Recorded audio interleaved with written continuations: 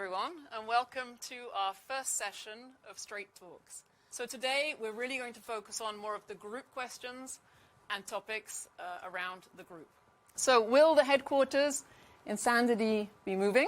Any idea of date and location? We have decided that it would be good to find a place that we could move to that would be a little bit more modern.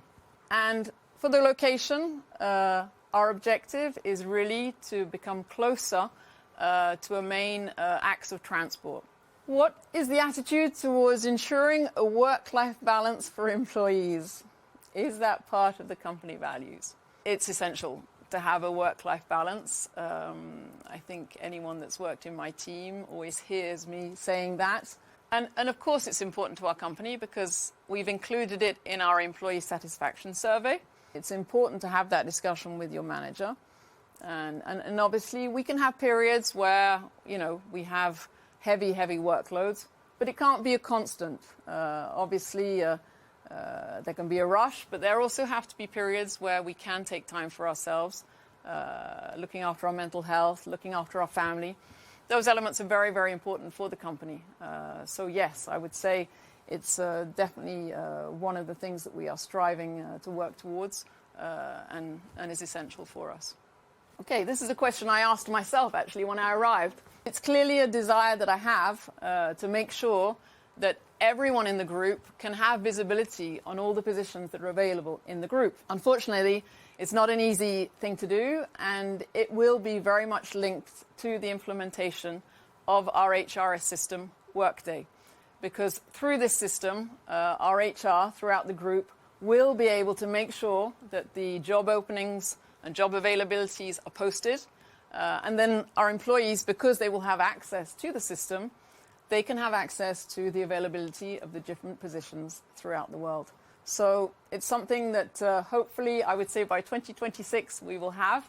But effectively, for me, it's essential to get internal mobility going and to make it more natural. So something I strive for, and an interesting question again.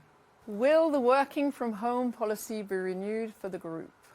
What will be the rules for working from home during the Olympic Games for the headquarters? You will be all relieved to know that yes, the working from home policy is being renewed at a group level, discussing, negotiating, but the principle of 2 days per week is the principle that is being retained. It really is allowing you to feel part of a team by coming into the company 3 days a week, but then allowing you some flexibility for also work-life balance and not spending 3 hours in a traffic jam, sometimes coming into work. It's also a policy that we have looked to implement throughout the group. We still have a few entities that have not yet adopted the policy, and I'm continuing to work with those managing directors and HR in order to make sure that we can, when possible, implement the group working from home policy, because I believe it's an essential for attracting talent. As for the Olympic Games, I believe we still have some time to decide. The Olympic Games doesn't start until the summer. So obviously we're looking at that, and we will make the decision closer to the Olympic Games. What trainings are planned in the future? So today you will know we have created the Monet Learning Academy. So I have an amazing Irina working with me on the Learning Academy with Ella. So they have both started to work on this topic. Obviously, the first topic that will be deployed throughout the group is obviously the leadership model. So this year you will have, first of all, managers will be trained on the leadership model by external facilitators. And then we will be asking managers to train our employees. The second training that Irina has been working on is allowing us to give all our employees access to English training. And so I really do believe that it's essential that all of our employees can have access to learning English because it is the group language today. The third topic, I would say, is Irina is also looking to open up LinkedIn Learning. So rather than reinventing the wheel, LinkedIn Learning I've used in the past is a very, very good platform. There's a lot of generic trainings on there. We don't need to be creating our own training on public speaking. LinkedIn Learning have already done it, so we may as well, benefit from things that already exist. So I know, again, Irina is working on a proof of concept with some of our entities to test LinkedIn Learning with some of our employees and really to get their feedback to see whether it's something that we can deploy further.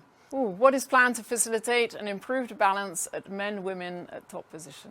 Not an easy topic, but it's something over the last year that obviously I'm a woman. It's very, very important for me to encourage diversity, to encourage the growth of women throughout the group.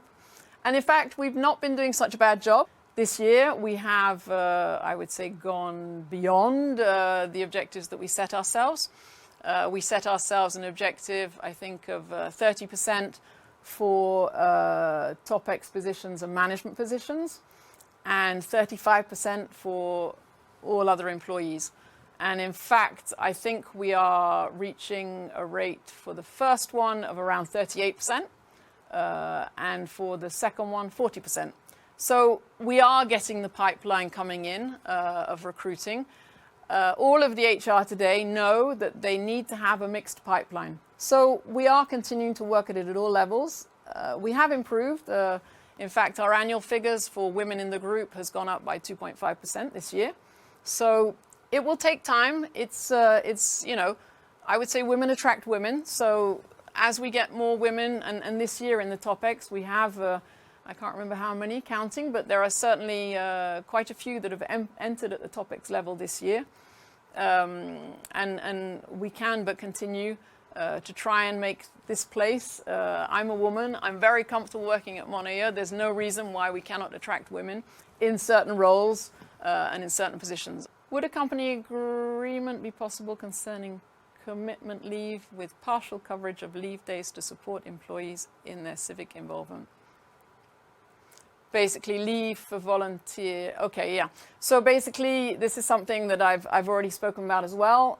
We as a company, it's part of our DNA to give back. We support many companies today. We spend a lot of time working with Duo for a Job, with Gustave Rossi, and also there's Apprenti d'Auteuil at a group level.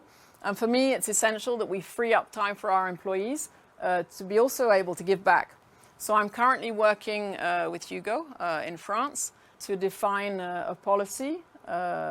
We haven't yet decided how many days, but the idea is to give all of our employees paid leave to be able to give back and spend some time working for associations. Hopefully by the end of the year, we will have something that has been decided and agreed on. Definitely something we're working on, and something very, very important for us. How to make the company more attractive to Generation Z? I think our leadership model will help in changing a little bit our way of managing, asking for feedback, making sure that we're giving feedback. Those sort of things are the things I think Generation Z are looking for. I would also say Generation Z are also looking to make a difference. So for me as a company, I think, as I've already said, we have a policy of giving back. So definitely by introducing some days off per year so that our employees can work for a charitable association. I think that will definitely allow the Generation Z to see us as a company that is caring about others. That's it for the questions. And as I said, the other questions should be answered by your local network. And thank you once again for spending some time with me this morning, and look forward to meeting you and sharing with you when I come to the entities.